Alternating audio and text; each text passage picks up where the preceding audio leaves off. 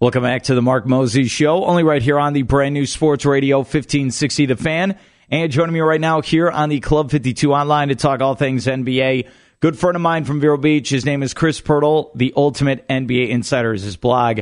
Chris, how you doing today, man? I'm doing great, Mark. Thanks for having me on.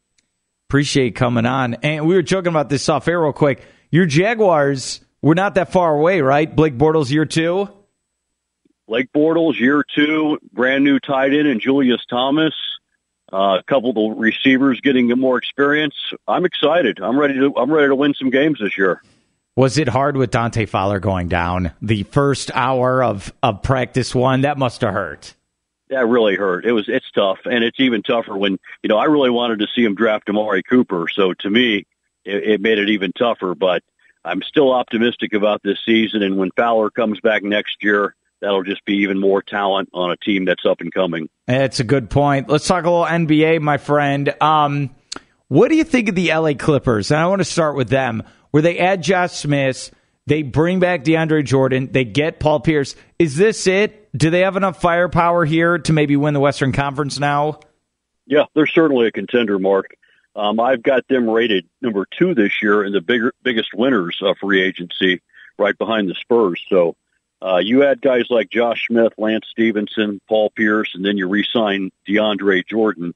Yeah, you're going to be a contender. You weren't too far away from it last year, so you can definitely contend for the West now. Okay, did Jordan make the right decision by going back to the Clippers? Yeah, what an adventure it was. But yeah, he made the right decision. I mean, I watch the Clippers on a regular basis, Mark, and I see DeAndre Jordan get about 5 to 6 dunks a night that are lob dunks from either Chris Paul or Blake Griffin. Griffin averages about 3.5 to 4 assists a game by just throwing it up to DeAndre Jordan and letting him dunk it. So he was in the right place. That's why his numbers were great last year, and he's only 26 years old, so that should continue to improve. See, I also think the Mavericks are going to be okay because Jordan's not a number 1 guy. I mean, what do you think of the Mavericks moving forward? Well, I think the news got a little bit better for him when they were able to acquire Darren Williams. His health is always an issue, and we're going to talk about players' health later in this segment. But Darren Williams and Wesley Matthews, not a bad backcourt. You've got Chandler Parsons at small forward, Dirk Nowitzki at power forward. If you would have been able to keep DeAndre Jordan and make him your center, wouldn't have been a half bad starting lineup. But instead, you've got to look at it bringing in guys like Samuel Dalembert and JaVale McGee. That's not a pretty sight, so it's going to be tough sledding for the Mavericks. Where does that rank if you're going seeds in the Western Conference? What are they, a 6, 7 seed, even with that firepower on the team? No, I'm afraid this drops them out of the playoffs altogether, Mark. Last year they struggled to even make the playoffs at the 7 seed. Teams like the Pelicans and Oklahoma City, which didn't make the playoffs last year. Actually, the Pelicans made it at 8. But I would anticipate Oklahoma City, who didn't make the playoffs last year, I would anticipate that they do make it this year, provided they stay healthy. And that's going to knock one of those teams out. And I think it's probably going to be the Mavericks that get knocked out of the mix. What about San Antonio? David West, Aldridge, are they still or now the best team in the Western Conference or maybe even the NBA? Is this the best team? Yeah, I would say so, Mark. I mean, the Spurs last year, they were poised to make a run at it again, and they ran into a very tough Los Angeles Clippers team in the first round. I think if they would have been able to get past the Clippers, they would have given the Warriors all they wanted in the Western Conference Finals. So to add LaMarcus Aldridge to a team that was already really good, a team that has 5 championships since 1999, that makes them the best team. They actually they actually signed 3 out of the top 5 free agents when you talk about Kawhi Leonard, Tim Duncan, and LaMarcus Aldridge. So, yeah, in my opinion, they are the best team in the West, best team in basketball, and they're the team to beat.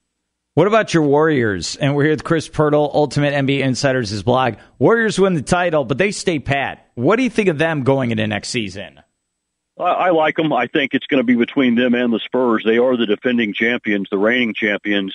Nobody in the playoffs beat the Golden State Warriors more than 2 games. It was Memphis and Cleveland that actually won 2 games against the Warriors. So not only did they win this title this year, but they won it pretty convincingly. And for them to be able to keep Draymond Green, which was huge, he had a triple-double in Game 6, and to also looks like they're going to be able to keep Harrison Barnes. Hey, if it's not broke, don't try to fix it. And I like their approach. I like what they're doing moving forward. Sticking with the Western Conference, Karl Anthony Towns gets drafted number 1 to Minnesota. He gets added to Andrew Wiggins. Is this going to be a good team in maybe 2021? I mean, what do you think the outlook is for the T-Wolves? I tell you what, the T-Wolves next year, in my opinion, Mark, are must-see TV. You're talking about Zach LaVine, one of the slam dunk champion of last year. He's going to be a good point guard in this league. He's just getting started. Obviously, Andrew Wiggins, last year's Rookie of the Year, he could be one of the great ones as we move forward. And I really think Karl Anthony Towns is going to be a huge player in the NBA. So I say start watching the T-Wolves in about 3 months, and they're going to be pretty good. Are they playoff material yet? Probably not. They're in the Western Conference. But I'll tell you what, if they were in the Eastern Conference, they'd be playoff material this year. I think you and me might be playoff material in the Eastern Conference. What about the Pelicans? You talked about them before in our conversation. All right, they signed the unibrow long-term, but can he get parts around him to make this an actual contender? Yeah, you've got to get some parts around him. I like Tyreke Evans as a small forward and part-time point guard when they need him to play that position. I think he's an excellent player in this game. He was the Rookie of the Year about 5 or 6 seasons ago, and I think there's still a lot of potential in that guy. But you've got to get some more players. Do they have enough at this point? I say no. I say they got to go out and get somebody. Going to be hard to do, though, when you give it Anthony Davis $124 million. So if they do get anybody, it'll have to be at a pretty economic price. All right, I'm going to put you on the spot. Was that trade, was it 2 years ago on draft night, where it was True Holiday for Nerlens Noel? Wasn't that a terrible trade for the Pelicans? Like, I have no idea what they were doing. Well, they acquired Drew Holiday, and Drew Holiday at the time was coming off of an all-star year as a point guard. So the thought process was to bring Drew Holiday in, have him play point guard, and move Tyreke Evans to small forward. It actually worked for a while. Drew got hurt last year, so they didn't get to see that play out. And I think this next year with a healthy Drew Holiday, Tyreke Evans, and Anthony Davis, that's a pretty good 1-2-3 punch. And the Pelicans will definitely vie for a playoff spot next year. They've got to stay healthy, though. Man, that Western Conference is so loaded. It's just, we didn't even really talk Thunder. You know, it's like, it's incredible, man. But let's go to the Eastern Conference. LeBron, you have to start with him. What do you think of the moves the Cavaliers made? I mean, are they going to be stronger this coming year? What's your take on them? Well, I think the situation in Cleveland is just it's very entertaining to me. I don't understand how you would spend $190 million on 2 power forwards and then to give Kevin Love $110 million. We're talking about a guy that's extremely injury prone, Mark. He got injured doing push-ups 3 or 4 seasons ago, and he continues to get injured just about every year. I'm highly skeptical of what's going on in Cleveland. LeBron James continues to sign these 1-year deals. He could bolt next summer. If Kevin Love suffers a career-ending or a season-ending injury, Kyrie Irving is another injury-prone player. And I don't like what's going on at all in Cleveland, especially when you could still have Andrew Wiggins had you not started this. We'll see what happens. They made the finals last year, so I can't argue with that. But I'll have to say we'll see what happens. I'm skeptical. But if they're healthy, I know it's a cliche question, but if they're healthy, they're still the team to beat, right? No matter who plays for this team. Well, I think they're the team to beat in the East. I don't think they're quite better than the Spurs or Warriors if they're healthy. But again, it'll be interesting to see what happens if they can stay healthy. Again, I'm skeptical. There's just situations I've seen in the past with players like Brandon Roy, Grant Hill, Greg Oden, and I could go on. And I think Kevin Love and Kyrie Irving are both in that boat. So we'll have to see what happens. Okay. After the draft of free agency, you have Cleveland. But who's the second best team in the Eastern Conference? Well, I've got to say the Miami Heat. The Hawks are also going to be in the mix. Let's keep in mind those guys won 60 games last year, and they made it to the Eastern Conference Finals. And there's a reason why they made it. They've got a great coach and a great system in Atlanta. But I like what the Heat have done this offseason, acquiring Gerald Green in free agency, He's one of the least talked about free agents. But I tell you what, Gerald Green can get out there and shoot the lights out. You throw him on that team with Dwayne Wade, Justice Winslow, Goran Dragic, Chris Bosh, and Whiteside, and you've got some players on that team. Again, we've got to say this phrase, though, Mark, if they can stay healthy. So if they do stay healthy, I like the Heat to be the second best team in the East. It's interesting take. When you start thinking about that roster, if they can stay healthy, you're absolutely right. What about the Orlando Magic? They go Euro with the NBA draft. They try to make some moves in free agency. Some of them don't work out. What is your take on what Orlando did and their outlook here for the 2015-16 season? Well, I was very happy to see the effort in going after Millsap. I think Millsap is a quality power forward in this league. I think he's even underrated. So it was good to see the Magic go after him. I obviously wish they would have got him. It didn't happen. I am happy with the acquisition of Shabazz Napier. I actually wanted to see the Magic draft him last year with the 12th pick. Mm-hmm. I think they made the right decision with Elfrid Payton and to have Napier also, so that's a great thing.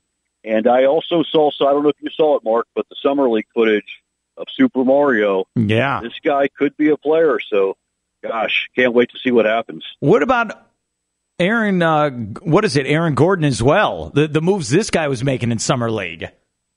Yeah, he looks great. I heard, unfortunately, his brother broke his jaw or something of that nature. Yes. But, yeah, so hopefully he could stop the horse play with his brother and put that energy on the court, because I think he's going to be an exciting young player for the Magic, and looking forward to seeing what he's going to do as well. Okay, over, under, how many games does Derrick Rose play next year? I will go 50. Over, under. Under. Ooh, you think it's going to happen again, huh? Gosh, you know what? I forgot to put Derrick Rose on that list, but he's in there with the Brandon Roys and the Grant Hills of this league, unfortunately. He's the worst of all of them. All right, if you were the Lakers and you go back to that draft, if you had the second pick, who would you have taken? I would have taken Okafor. D'Angelo Russell, if you look at some of the games he played late in the season from the Ohio State Buckeyes, games which they needed to win, he was not impressive at all. I made this point a couple months ago with you, though. I think some of the general managers, I can't speak for Mitch Kupchak, I don't know what's going through his mind, but I think a lot of them are skeptical when it comes to the Duke players. Okafor fell to 3, Winslow fell to 10. But you'd be hard-pressed to name really good players that have come out of Duke.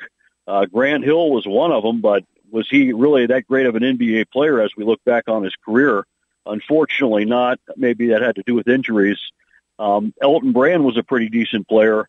But other than that, and Kyrie Irving, the jury's still out on him. I guess you could say he's a pretty good player too. But those are really only 3 good players to come out of Duke since they've been winning championships for 20 years now. So I think some of the GMs are a little skeptical of players coming from Duke. Kyrie Irving barely played on Duke. Come on. What did he play, 10 games, then he got injured? All he does is get injured. Oh, man. Exactly. So, hey, how can they find you on Twitter, man? Well, they can follow me at Chris Pirtle 42, the ultimate NBA insider. Oh, that's right.